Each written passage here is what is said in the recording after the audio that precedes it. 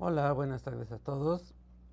Les saludamos del programa Pilares de la Brigada Cabo Finisterre y el día de hoy les vamos a traer el siguiente video donde abordamos tres temas del bloque 4 del libro de historia de quinto grado oficial de la SEP, y los temas que abordaremos el día de hoy es de los caudillos al presidencialismo, la rebelión cristera y la creación y consolidación del Partido Nacional Revolucionario y el surgimiento de nuevos partidos políticos. Empecemos con el tema de los caudillos al presidencialismo.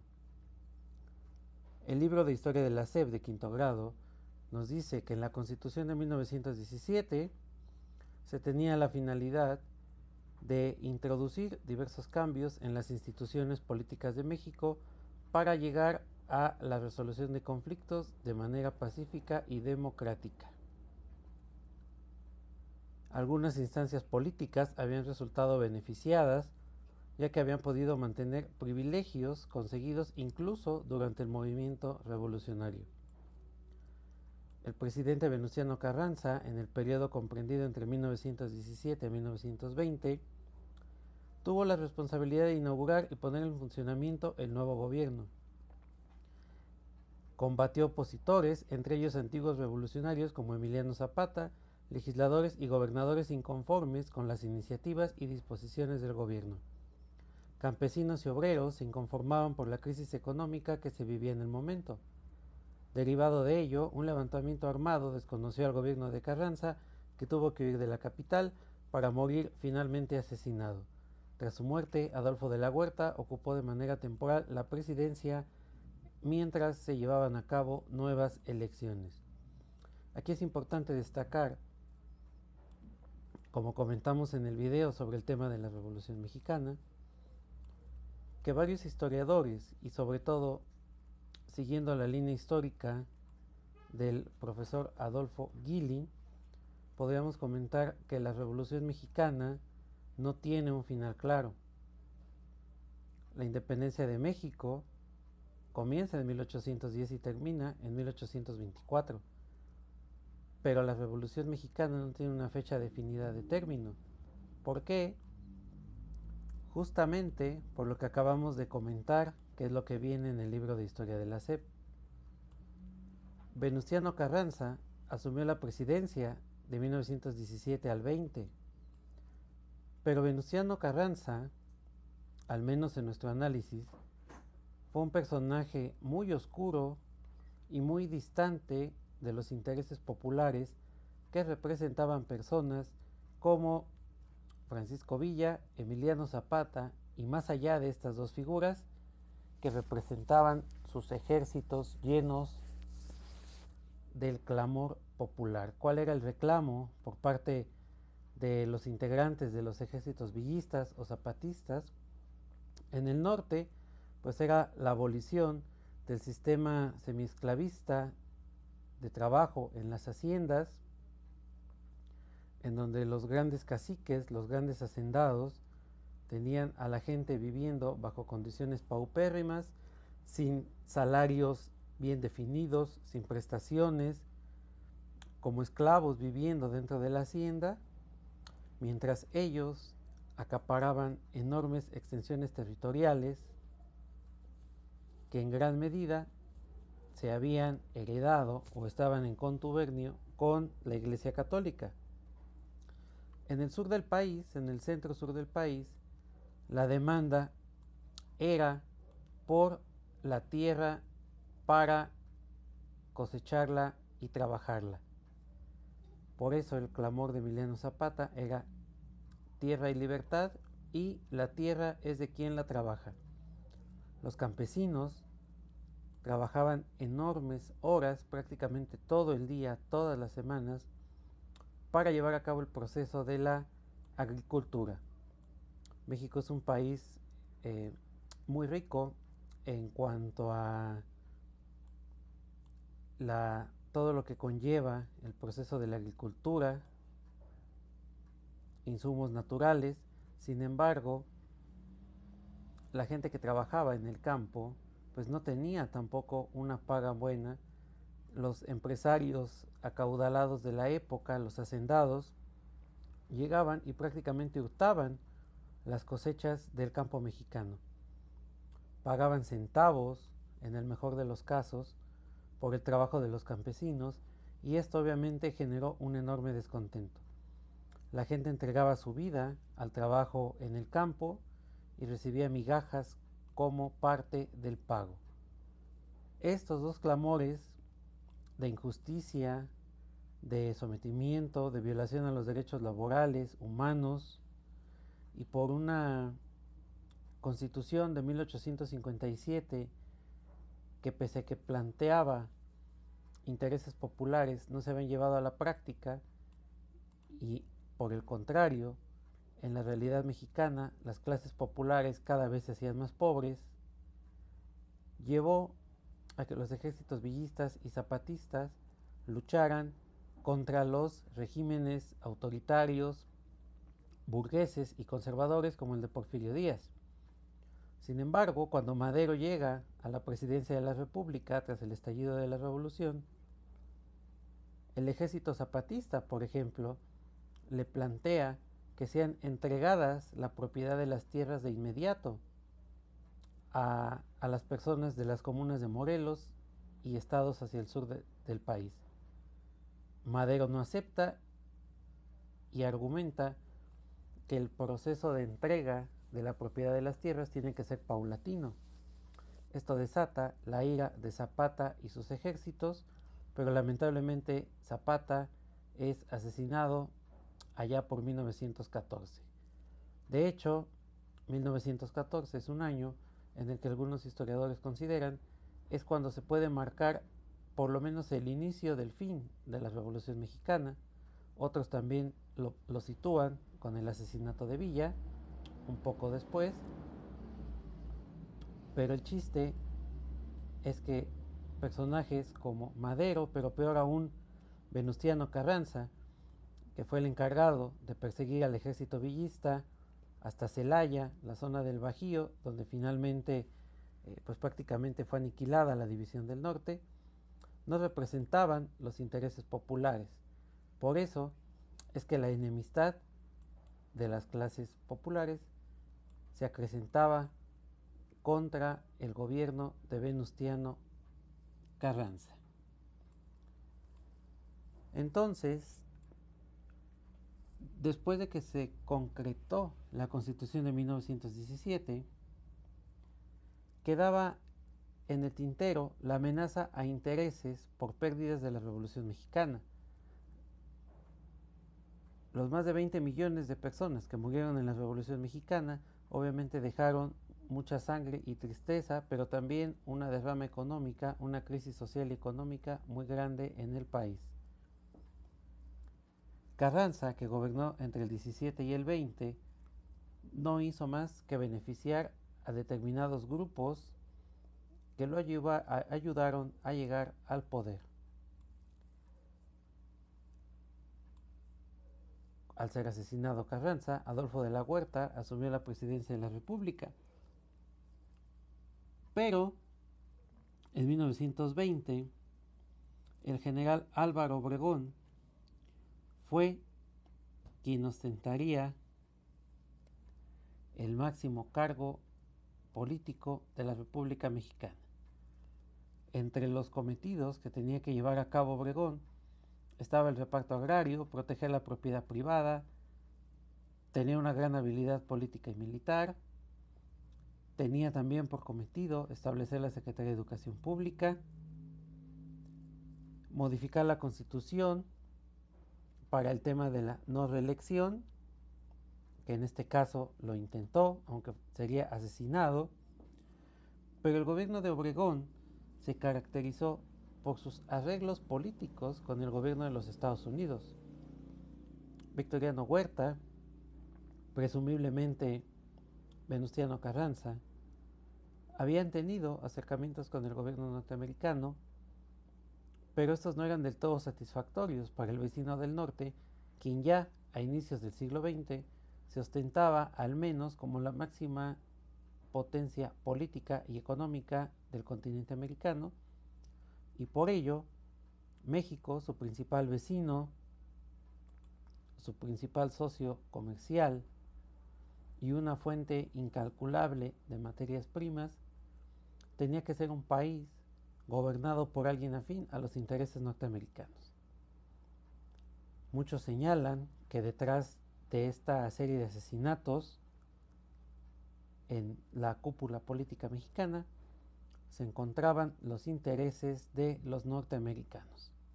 Posteriormente, al morir Obregón en el 24, va a aparecer Plutarco Elías Calles, que va a marcar un derrotero distinto en la historia del México contemporáneo y posterior a la Revolución Mexicana. Con él se va a establecer el Banco de México. Hay una etapa de explotación de recursos naturales sin precedentes, pero Calles va a pasar a la historia por dos hitos históricos concretos. Uno, que él se asume como el heredero de los ideales revolucionarios y de concretar los objetivos revolucionarios en la práctica, y a partir de ahí se asume como el jefe máximo, y por eso al periodo de gobierno de Plutarco Elías Calles, e incluso posterior, se le llama el maximato. La otra característica del gobierno de Calles es que a partir de 1926,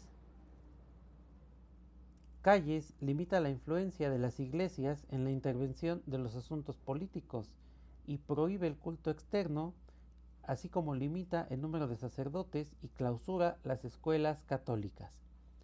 Esto va a derivar en una rebelión armada que va a explotar por ahí de 1926 también, y va a ser conocida como la Guerra Cristera.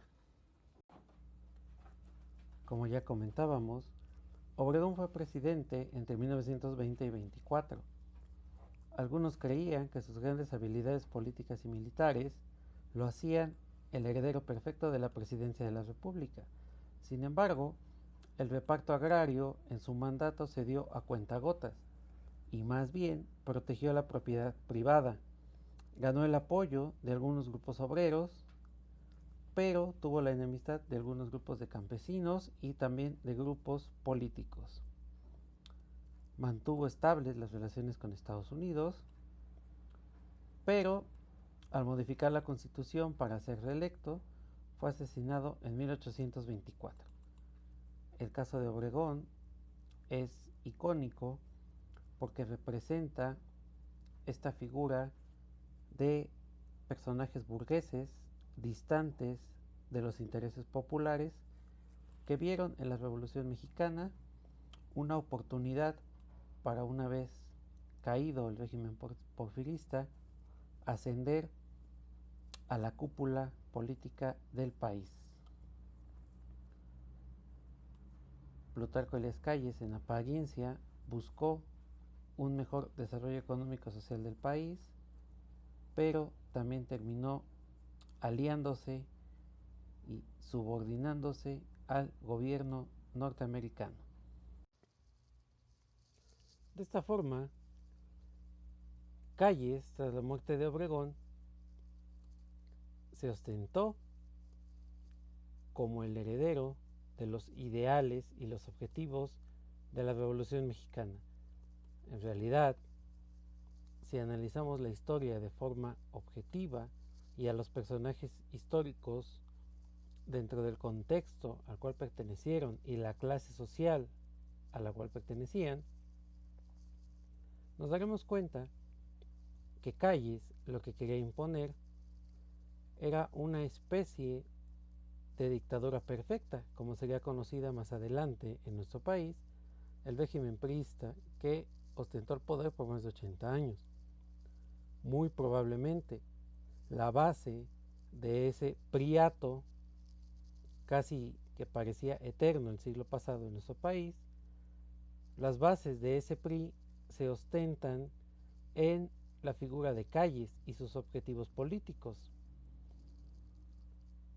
Después de su mandato, Calles seguía influenciando de forma muy importante a sus sucesores en la presidencia de la República, personajes como Emilio Portes Gil o Abelardo Rodríguez. El llamado jefe máximo de la revolución, como se le conocía, instauró lo que los historiadores conocen como el llamado maximato, que no es más que este periodo posterior a 1928, en donde el gobierno centra sus intereses en la figura del jefe máximo caudillista Plutarco Elías Calles, que aunque no gobernaba directamente, sí lo hacía a través de personajes políticos que solamente eran sus prestanombres. Cambiando un poco de tema, pero siguiendo el mismo vínculo, la rebelión cristera es un tema que sin duda tiene detrás a la figura de Plutarco Elías Calles. Sobre ello nos dice el libro de la SEP que la Constitución de 1917 limitaba la influencia de la Iglesia y la intervención de sus miembros en asuntos públicos. Esto no se origina con la Constitución de 1917, ya que debemos recordar que la ley Iglesias y varias leyes de la época de Juárez desamortizaron los bienes de la Iglesia respecto del Estado y marcaron el inicio del Estado laico.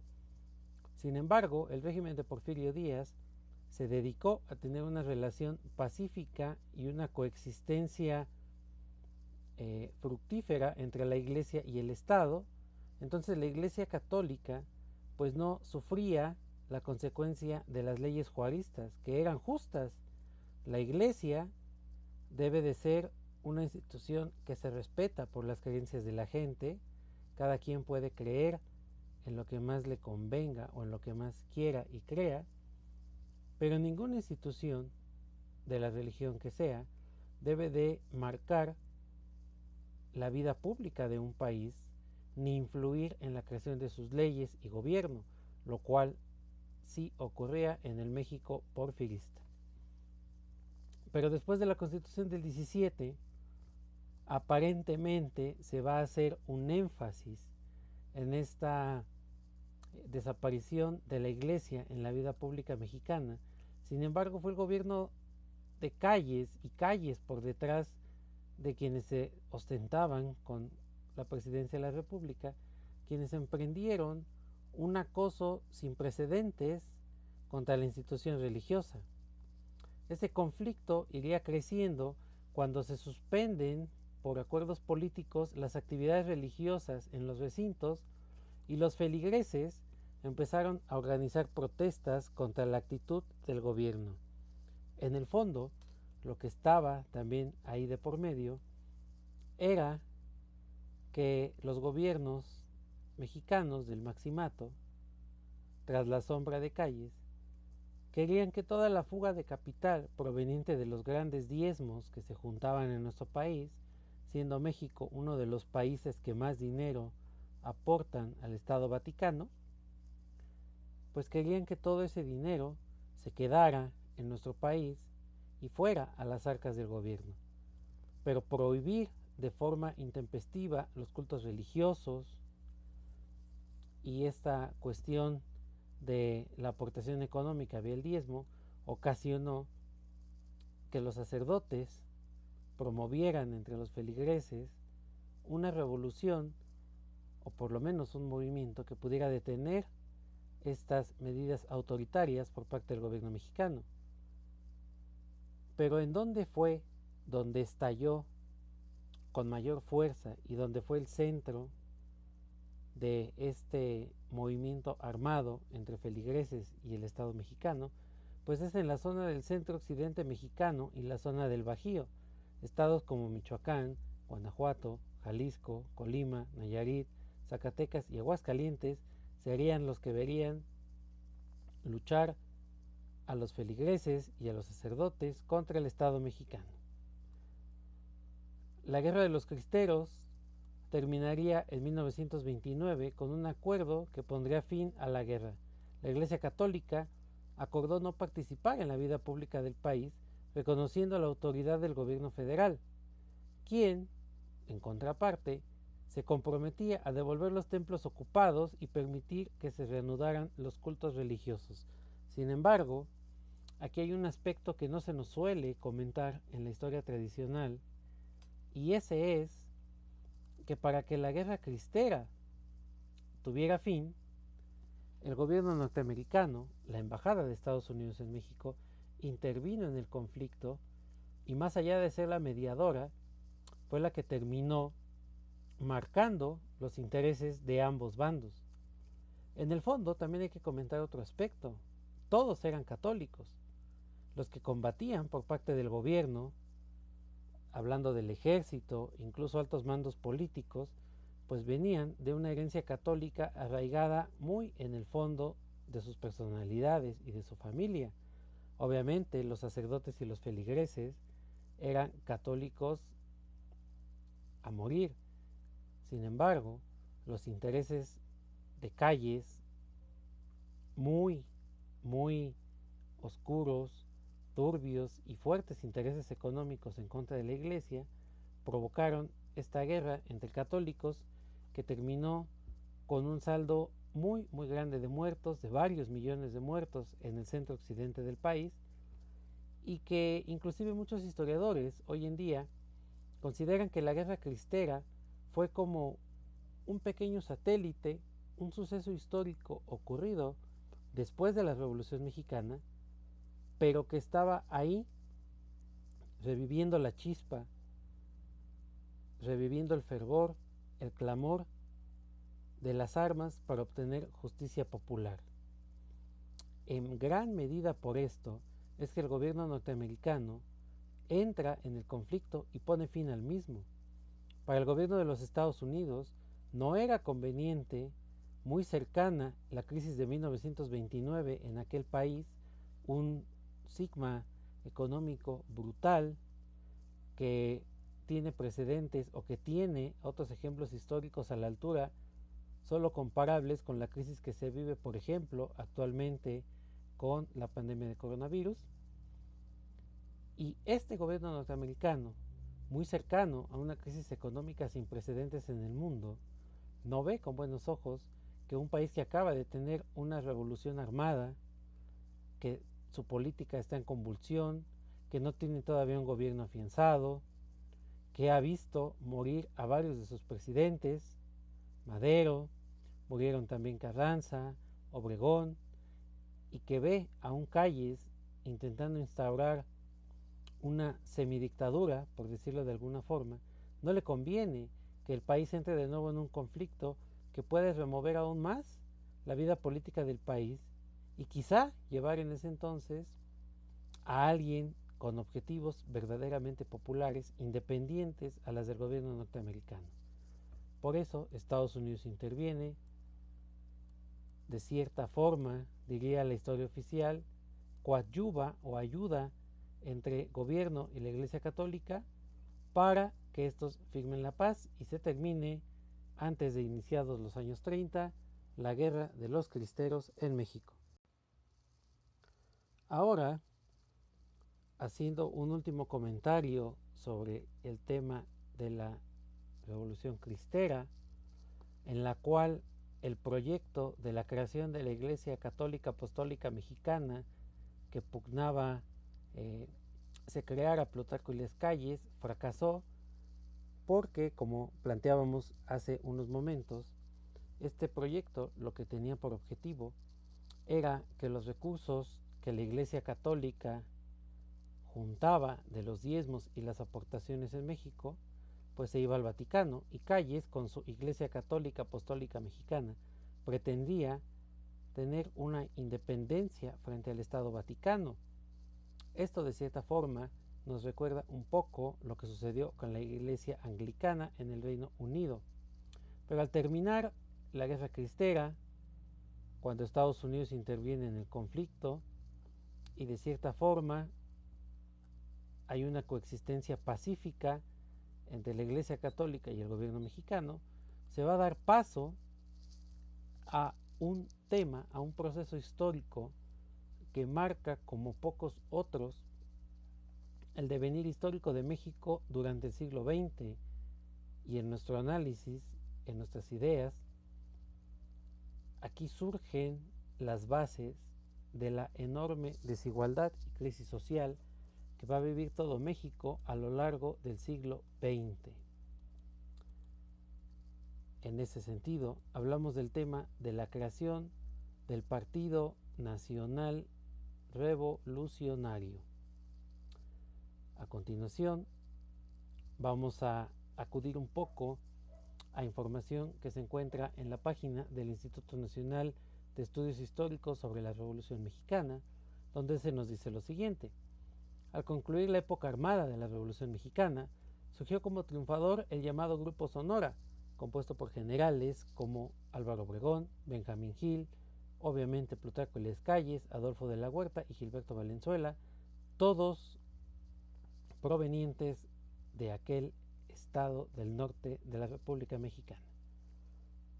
A pesar de que provenían del mismo bando, esto no garantizó que el grupo se mantuviera unido.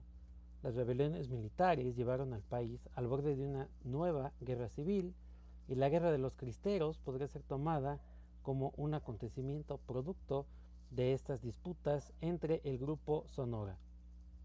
A la muerte de Obregón, que fue un hecho sumamente violento, la oportunidad de encontrar una solución política que le permitiera la transmisión del poder de manera pacífica a Calles estaba prácticamente rota.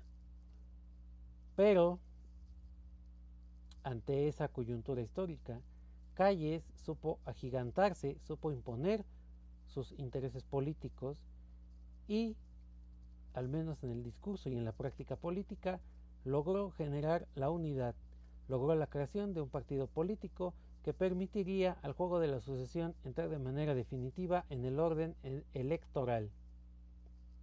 La creación del Partido Nacional Revolucionario en marzo de 1929 permitió al país iniciar el proceso de institucionalización del régimen revolucionario y sentó las bases de su sistema político electoral actual.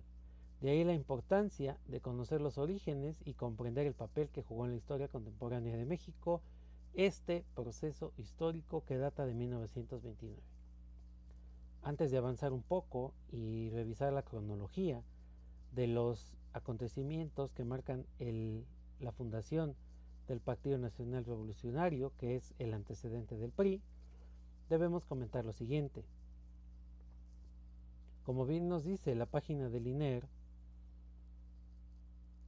es este proceso de la creación del PNR el que va a institucionalizar el régimen revolucionario, es decir, vía elecciones aparentemente democráticas, con diferentes candidatos e instituciones políticas, el país va a definir a sus autoridades.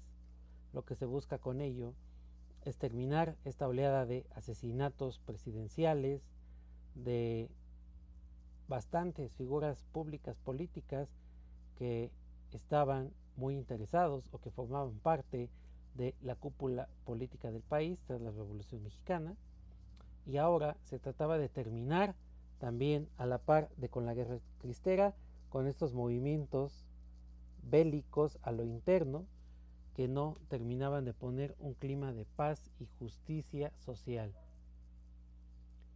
Sin embargo,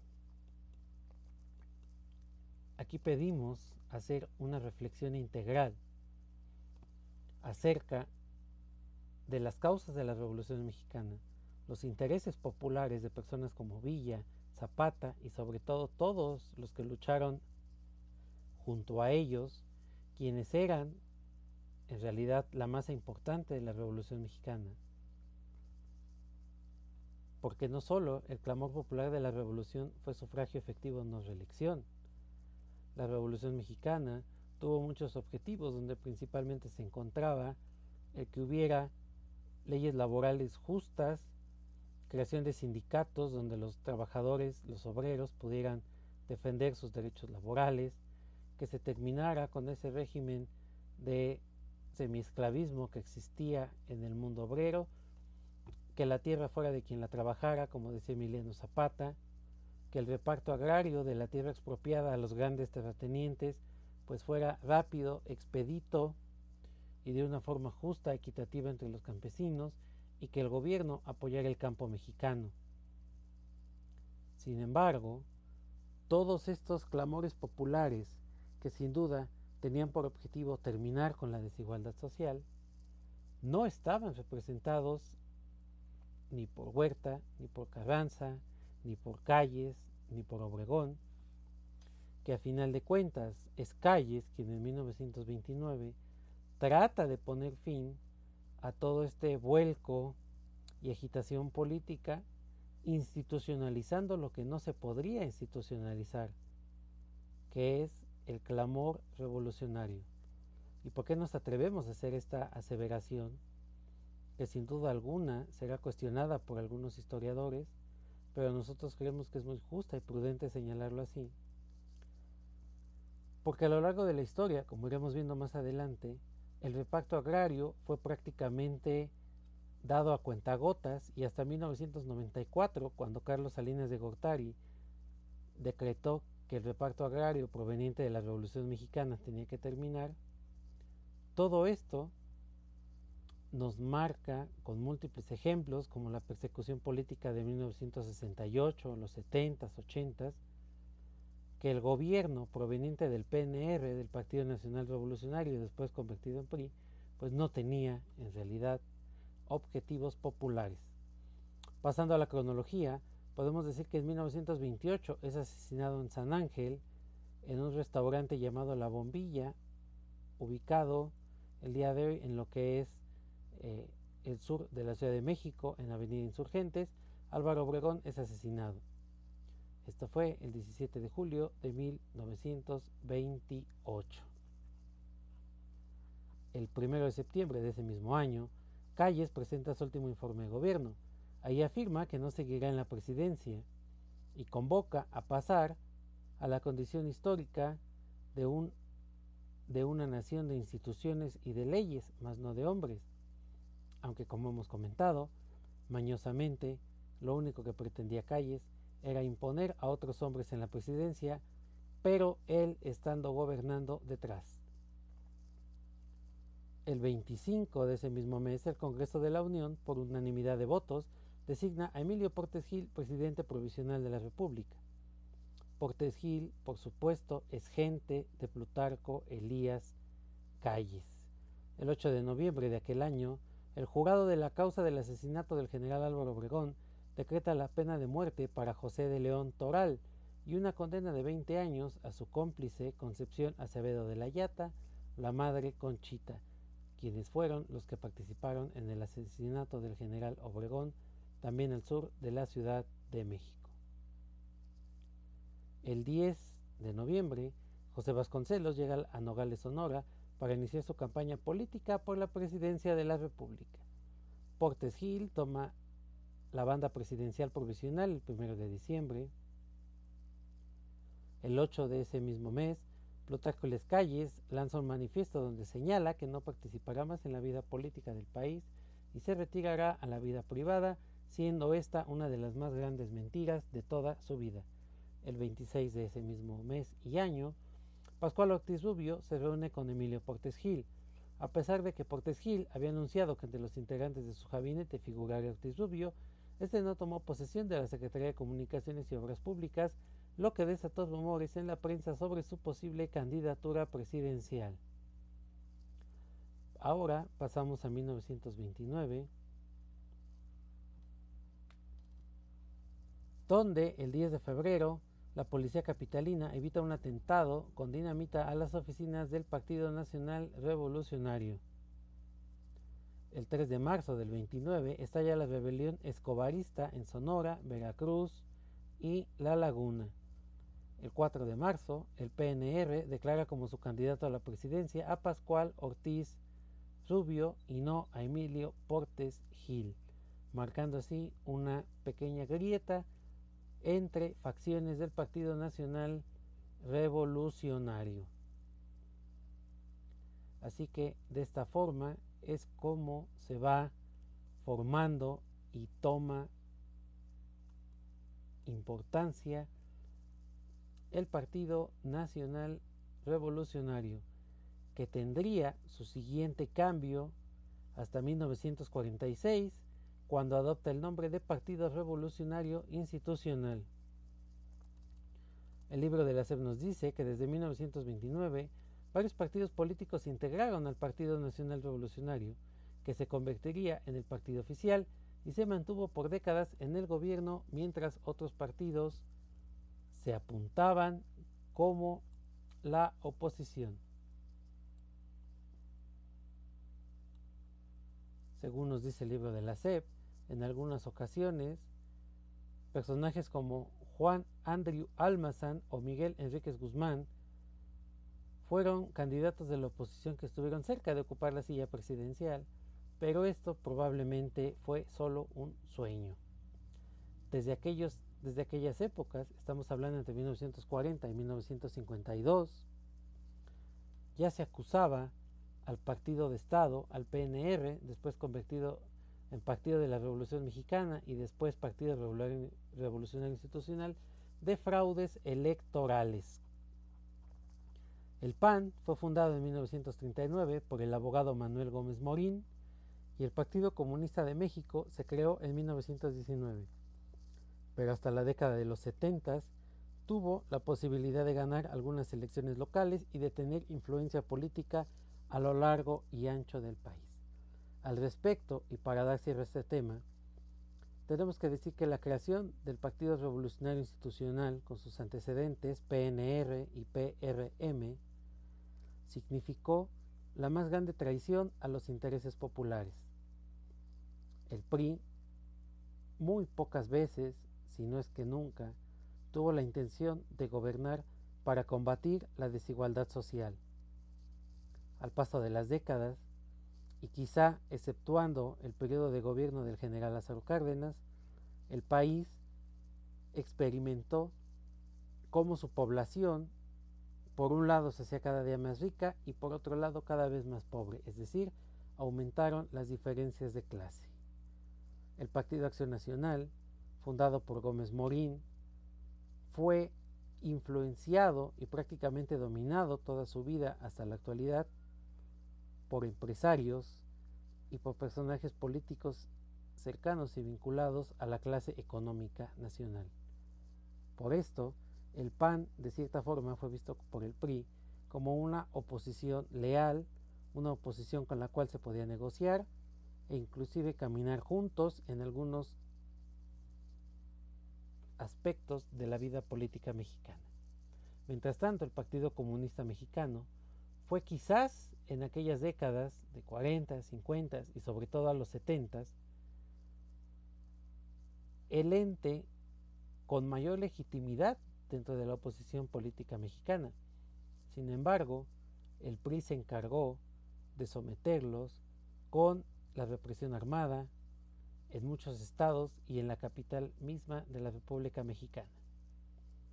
En la década de los 60 a finales y en la década de los 70, la crisis del campo mexicano, la extrema pobreza en estados como Guerrero, Chiapas, Michoacán y sobre todo Oaxaca y Guerrero, llevaron a la aparición de varios grupos guerrilleros liderados en el estado de Guerrero principalmente por el profesor Genaro Vázquez Rojas y el profesor Lucio Cabañas Barrientos.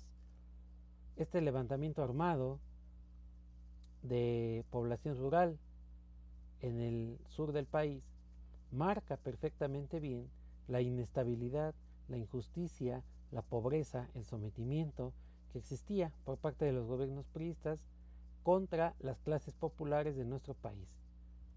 Sin embargo, los movimientos, tanto como el Partido Comunista Mexicano, los movimientos guerrilleros del sur del país o incluso los del norte, como el asalto al cuartel Madera, pues fueron reprimidos y en la prensa pública, en los libros de texto, todos estos conflictos solían no aparecer. El país trataba de dar al mundo la apariencia de que desde la institucionalización de la Revolución Mexicana, de sus intereses populares, convertidos en la figura del PRI,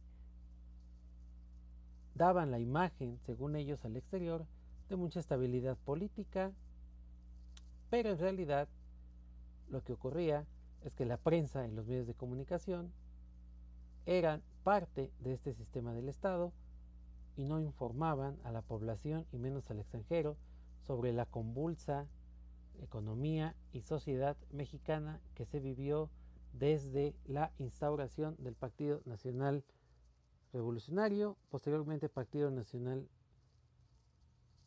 de México y el Partido Revolucionario Institucional. Con esto terminamos este video. Esperemos que haya sido de su agrado, que la información aquí vertida les ayude y nos vemos en otra ocasión.